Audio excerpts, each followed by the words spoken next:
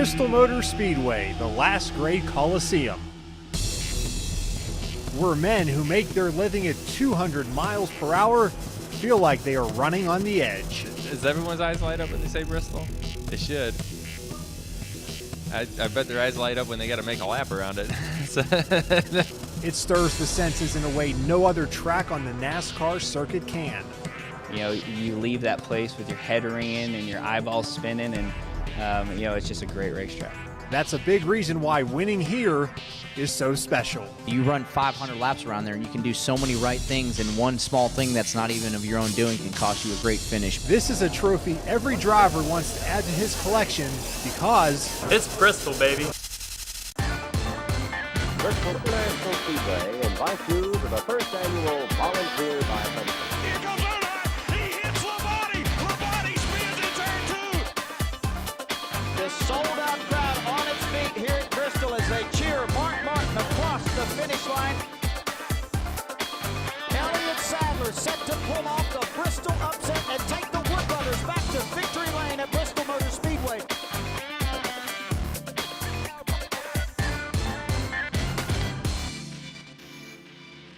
one of the saddest days in racing history marks a melancholy milestone. It was 25 years ago, Bristol Spring Race Weekend, April 1st, 1993, that Alan Kulwicki was killed in a plane crash while trying to land at the Tri-Cities Regional Airport. Thanks for joining us on It's Bristol, Baby on this somber anniversary. I'm Casey Getz alongside Heather Williams. PJ Johnson, Mike Lucas will join us later in the show. And Heather, it's hard to believe it's been 25 years since Alan Kulwicki's death on his way here to Bristol Motor Speedway. Yeah, it's really interesting talking to some of the people that were around the track and around the sport at the time that this happened, because they remember that day like it was yesterday. Winston Cup champion Alan Kulwicki's racing career came to an abrupt end Thursday night. The 38-year-old race car driver was killed in a fiery plane crash in a rural neighborhood in Blunteville, Tennessee. Obviously, that night in itself was very emotional, very draining. Several of us were up all night. I just remember just falling over basically, and my wife came running and said, "What is wrong?" It was a night that shook the racing community to its core. The night NASCAR lost its champion. When you lose your champion mid-season while they're celebrating, that's always going to be a very sad moment. Alan Kulwicki wins the Food City 500. And Kulwicki was not just any champion. He was a driver and an owner, revolutionizing the sport in ways no one had before. He was a really smart guy. And what I did see in his interviews, I always thought real high of him, and his relationship with his team and the media. I thought he did a great job. Alan's theme song, if you would, at the championship banquet that year was Frank Sinatra's "I Did It My Way." He was very focused. He wasn't the easiest person in the world to work with, but he was very focused on what he wanted to do. He turned down offers to work with some of the mega teams and the multi-car teams like Junior Johnson because he wanted to run his own show. Chris Carrier first met Kulwicki when he was driving for Ed Whitaker Racing, and he saw firsthand all the work Kulwicki put in to being one of the top drivers in the sport. I think that the sport, the business, the community of NASCAR racing, especially Cup racing, was basically in shock. Nobody ever did this before. There was a lot of guys who tried driver-owner situations, and some of them failed miserably. So his sudden loss left an impact few in the sport had experienced before. I remember being there. I was doing the PA at Bristol, and I remember that hauler going around the track and leaving. I mean, I think we were all walking around in shock, and it was just hard for the team. They had lost their driver, their team owner, and so here, I think they didn't know which direction to go other, than just to come to the track. And they took 2 or 3 laps and then just pulled out of the track, and it was just like part of your soul left with it, and it was very emotional. And even as the sadness of the loss of Kulwicki lingers, some 25 years later, it was an extension of a family that you had lost a member of. His legacy as a champion and a game changer in the sport continues to live on. I'm just glad for the memories of being able, the privilege of working with him, being close to him, calling him my friend. And it's one of the things that I'm most thankful for being part of this sport, is to know a guy that I know could have been, he could have rewritten the record books had he lived a longer life. 25 years ago, we lost a NASCAR champion. I'm here with two people that were here that night in Bristol when the crash happened, Lori Worley, David McGee. Lori, let's start with you. What are your memories of receiving the call that there had been a plane crash? Well, I was working in the newsroom that night, and one of our beat reporters was listening to the scanner, and it came across that a plane had gone down, and that, you know, they thought that it was a NASCAR driver aboard. And I've told this many times that I had talked to Dale Earnhardt earlier in the day and for a story, and he had told me what time he was flying in that night. So when I heard that, I was almost physically ill. But not too much longer after that, before I headed out to the airport, they told me that the initials AK were on the plane. I was working at Food City Race Night, which was in Kingsport, that night, and we finished about 9 o'clock or so, and I had just gotten home, and the phone rang, and it was one of my coworkers, and he'd gotten the information. He called me and said, we may need to get out there. I had just gotten to bed, and my sports director called and said, hey, you ever heard of Blountville, Tennessee? And I went, no. What? Blount? I said, it's not Bluntville, is it? He goes, well, maybe it's Bluntville. I said, well, that's where the airport is. Why? He goes, they think a plane has gone down, and they think Alan Kulwicki may have been on it. You know, just for me, never having dealt with having to cover something like that in my career, it was really emotional, and I honestly didn't know how to handle it first. That drive where I was going to the airport, and in my head I'm like thinking, still praying that he was going to be okay and everybody on the plane was going to be okay. But you know, pretty quickly after I got there, it was pretty obvious that there were no survivors, even though they didn't make that announcement for quite a while. And I was just a few days ago at BMS, and they've got the wall of monuments there, or whatever they call it, and Kulwicki is there.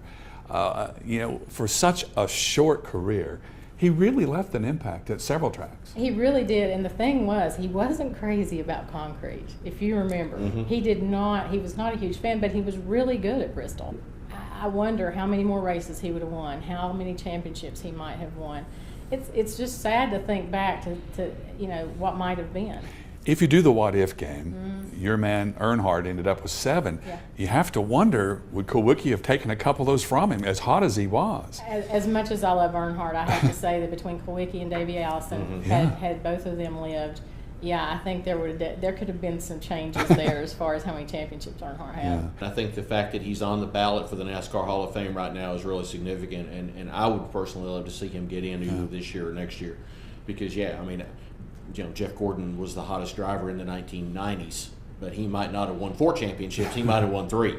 25 years ago, we lost a true champion. For Lori Worley and David McGee, I'm PJ Johnson. All right, thanks a lot, PJ, for that perspective on Alan Kulwicki there. And Heather, it's kind of crazy to think about what could have been for Alan Kulwicki if not for his untimely death. Yeah, cut down in the prime of his career. Really, only the second time in NASCAR history that the champion has died in the season after winning a title. So sad day for NASCAR for sure. All right, well, time for a quick pit stop here on It's Bristol, Baby. When we come back, we're going to focus on something that's very important in the sport, that is family. We're going to check in with 2 of the best in the sport, the Bushes and the Dillon family. That's coming up next on It's Bristol, Baby.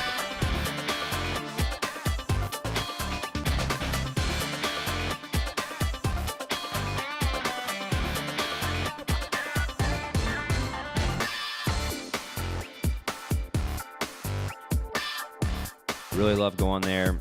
I love the area. Love where the racetrack's at, and the racetrack itself. Just the vibe there, I think, speaks for itself.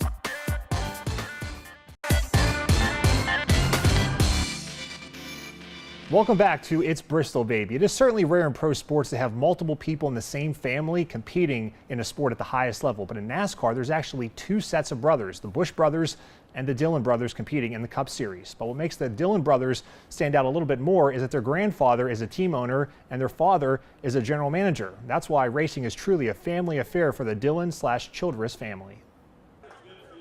Richard Childress considers himself a very lucky man. Not only did he have Dale Earnhardt as a driver, but now he gets to watch his two grandsons race in NASCAR's Top Series.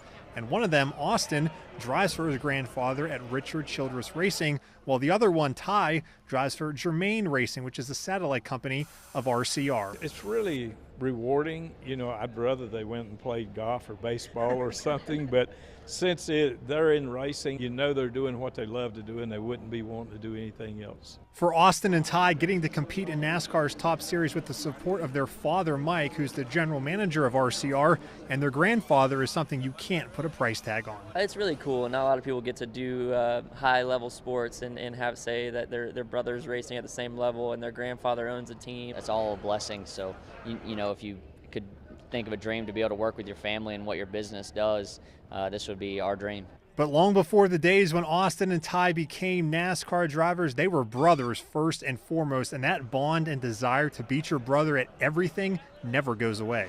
Well, there's always a rivalry to this day in any kind of sport we do and play, so I enjoy every minute of it that I can. We still want to beat each other at everything.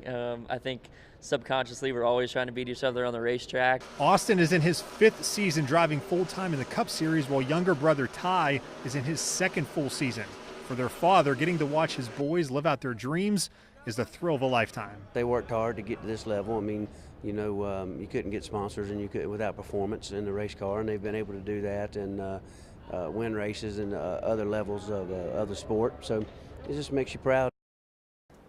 Another family that gets a lot of attention in the garage, especially here at Bristol, is the Busch family. Kurt Busch and Kyle Busch both know their way around the world's fastest half mile. Kyle moved into 5th place on the all-time wins list with 6 at Bristol last fall. That win broke a tie with his older brother Kurt, who has 5 wins, which means the competition has heated up for the Busch brothers here at Bristol.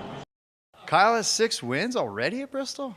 It's just been that long since I've won there, so I've got to do my job. I got to hold up my end of the bargain, get a win at Bristol. It's one of my favorite tracks, and it's high up on the list. And I keep telling people, if they haven't been to a race, that Bristol night race, that's a top 5 event of the year. And so Kyle's got 6 now. I didn't know that. It's on. It's just been a great racetrack for me over the course of my career, and have kind of struggled there the last few years with the grind that they put up top, you know. And once they repaved it, I was king of Bristol. Then they put that grind up there, and then I kind of lost a little bit, and now we've gotten a lot better again. Now we bring in Mike Lucas. And Mike, there's been some major changes to the playoffs, which the Busch brothers and the Dillon brothers would love to be a part of later this season. Yeah, 3 new races have been added to the playoff push, but the most notable change is the addition of a short track race. The only problem, Casey, the short track is in Bristol. Bristol Motor Speedway has a little bit of everything, from the high banks to the wrecks and all the historic moments in between. That's our best opportunity to showcase our sport. Winning at the last great Coliseum is no easy feat either, stumping some of the sport's best drivers. If you can't win a race at Bristol, that's definitely one that you've got to earn those. You have to earn all of them nowadays, but that one for sure is a tough race. But instead of adding the world's fastest half mile to the playoffs as a short track race, NASCAR chose Richmond. Why shouldn't Bristol have the opportunity to take one of their races and put them in the chase or the playoffs? Harvick is a 2-time Bristol winner and says the 10 playoff races should be rotated each year to help determine the true champion. If you're going to be the champion, you should be the be the best in all these different types of racetracks, no matter what the rotation is on that particular year. It shouldn't just be the same. Other drivers agree that Bristol should be a playoff race, but say they're just happy a short track is finally included. We're all in favor of short tracks. There being more short tracks in the schedule in general and more in the playoffs. I think that they provide the best racing by far. NASCAR officials say fan input played a major role in making some of these playoff changes, so if enough people want to see Bristol in the playoff race, well, then maybe one day it will be. Casey? All right, thanks a lot, Mike. As you can see, drivers love Bristol, and they would probably love a playoff race here in the future. Speaking of loving Bristol, Heather Williams now is joining us with a driver who knows her thing or two about winning here at Bristol, 2-time winner Brad Keselowski. All right, thanks, Casey. I'm with Brad Keselowski, driver of the number 2 Ford in the NASCAR Cup Series. And Brad, let's get right to it. Let's talk about Bristol, the track you've had so much success at. What makes Bristol so special? Oh, Bristol's just such an action track, and it's one of those tracks that either you attack it or it attacks you. It's small, half-mile, high bank, very, very fast, very easy to get in trouble, and I love that challenge. A lot of drivers say that it's their favorite track because of the Coliseum atmosphere. Can you just talk a little bit about that atmosphere inside the track? Yeah, the atmosphere of Bristol is like no other track we have, because not only is it, fully encapsulated and full of fans, but the engines just reverberate through the entire Coliseum feel, and it's just so loud, so much energy. It's just exhausting being there, let alone driving the race car. It's changed so much in the last few years too, with the sticky stuff that they put on there to try to make the upper groove come in. Can you describe for a driver what it's like trying to chase that around a little bit? Oh yes, one of the many challenges of Bristol is the last few times we've been there, the groove moves around, the track changes, it's very dynamic, and as a driver, that makes you just that much more on edge. All right, thank you so much for joining us. That is Brad Keselowski, number 2 Ford in the NASCAR Cup Series. Bristol is not only a special place for drivers and fans, but also for the pit crews as well. Still to come here on It's Bristol Baby, we will introduce you to one high-ranking member at Roush Fenway Racing who calls Southwest Virginia home.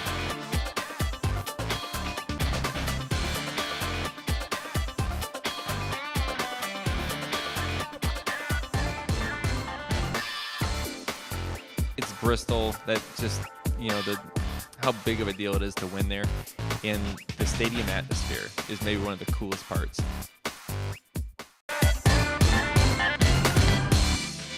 One of the neat things about racing in this area is it has produced some people that have moved on to the top levels of NASCAR. One such person is Kevin Kidd, who started racing on the short tracks like Lonesome Pine in Wise County and has now become competition director at Roush Fenway Racing. Every time a car from Roush Fenway Racing makes a lap, its success is driven by Tazewell native Kevin Kidd, who serves as the organization's competition director. Basically what my job entails is watching after everything competition related with both our Cup programs and our Xfinity programs. Largely that entails all of our race teams, the crew chiefs, and race engineers, and drivers, as well as pit crews and all that stuff. Kidd didn't take your normal path to racing's highest series. When I got to professional racing, I actually did it in reverse to the way it's done these days. I actually started with just getting my hands dirty, and when I graduated college, I went straight to Jasper Motorsports, and I was a little bit of everything there, from somewhat of an engineer, I being an entry-level guy, but also did a lot of mechanical work on the cars. But his experience on a number of Virginia short tracks is a big reason why he was able to climb through the ranks. My family started off in racing pretty much all my life. We raced late model stock cars in and around Southwest Virginia at Lonesome Pine Raceway, as well as Motor Mile. And so all that experience and then being able to get to meet a few folks that were professional racing or part of the business at that time, they gave me an opportunity to get my foot in the door. This week, being so close to home makes Bristol one of his favorite stops of the year. I love Bristol, first and foremost. My 2 favorite tracks are Bristol and Martinsville, and so to be able to go to both of those places and run well is very important to me. And Roush has found a lot of success here at Bristol in recent years. Both Ricky Stenhouse Jr. and Trevor Bayne finished in the top 15 in both races last season. Casey? Thanks a lot, Heather. One of the themes coming into this season was the young guns in NASCAR. It was their time to make their statement in the sport. But so far, the veterans have said, not so fast, young guns. So far, the veterans have won 6 of the 7 races in 2018. One of the young guys trying to change that this week is Ryan Blaney. News 5's Mike Lucas joins us now with him. Hey, Casey, I'm joined now by Ryan Blaney, up-and-coming NASCAR superstar. Ryan, we're here at Bristol. What makes this track so special? I feel like I've been coming here for a long time, watching my dad race and things like that. And the 2 events that we come to, this race and then the night race, was probably my favorites, just because the history behind this racetrack, the incredible location that it's in here in Bristol, Tennessee, and just the racetrack itself is really unique. It's a small half-mile, but it's very banked and super fast. You can go from the bottom to the top, and the track has really worked on trying to make it to where you can do that. It used to be all on the bottom and it used to be all on the top, and now you can actually run both ends pretty equally. Now you're a full-time member with Team Penske. How does that kind of change maybe your strategy going into some of these races? Not a lot. It's been a pretty easy transition from the Wood Brothers to the Penske team, and which has been very nice. You don't ever really want to. It's nice when you don't have to completely overhaul a team and have to know learn new names and everything like that. So that part has been pretty easy, but I think you just kind of take your knowledge of all your previous races here and just try to put them together to have the best run and try to figure out what you need to do to be better. Ryan, thank you for your time. Best of luck on Sunday. Thanks. Casey, Heather, back to you guys. Heather Blaney certainly knows a thing or two about Victory Lane here. Bristol's won a truck and an Xfinity Series race, maybe going for his own little trifecta this weekend. Maybe he can find Victory Lane. All right, still to come on It's Bristol, baby. Getting around Bristol is an art and a science. We'll talk to drivers about the challenges of conquering the last great Coliseum.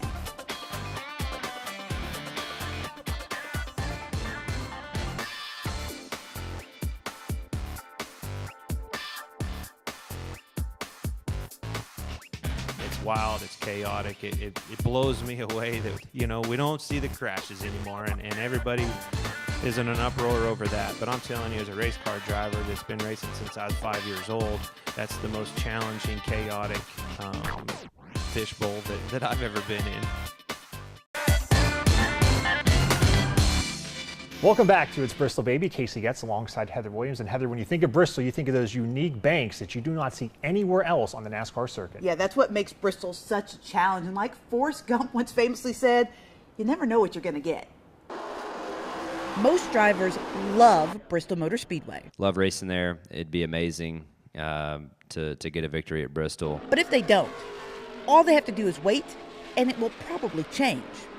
Bristol, through its different facelifts over the years, it's continued to be one of the highlights on our circuit. Bristol is a unique track that the stock cars race really well at. You ran right around the bottom. It was right before the repave.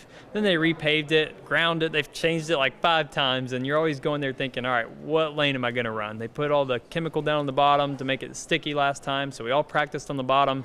By the end of the race, you were running right next to the walls. The biggest variable for the track these days is the VHT, or the sticky grip strip they put on the track to try to create multiple racing lanes. I'm a big fan of how they made their track 2 lanes. It did still favor the top, but I like the fact that it gave you an option on the bottom. So yeah, I mean, I like that. It was kind of an unknown with the VHT on the racetrack. What exactly the track was going to do that last stint. I was wondering how long it was going to last until it wore off. And we kind of saw in the spring race that it wore off. Some guys had moved up to the top and started to make time up there. And it's a challenge that makes racing at Bristol so much fun for the drivers. It is a physically demanding racetrack, and you know it requires a lot of focus. And now it is the time we've all been waiting for. Time to put our reputations on the line and make some picks. Heather, ladies first. Well, I'm going to pick somebody that we talked to during this show, someone who's had a lot of success in the lower racing series at this track, and that's Ryan Blaney. Mike? I'm taking a dark horse here, Eric Jones. He's had success in the Xfinity Series. He's going to get his first Cup Series win today. All right, I'm going to go with Joey Logano to get the win here at the world's fastest half mile. So we put our reputations on the line. Hopefully one of us will be right. If not, I wouldn't be shocked. All right, well, that is a wrap here for It Is Bristol, baby. For Heather Williams, Mike Lucas, PJ Johnson, everyone behind the scenes, I'm Casey Getz. Thank you so much for joining us, and enjoy the race.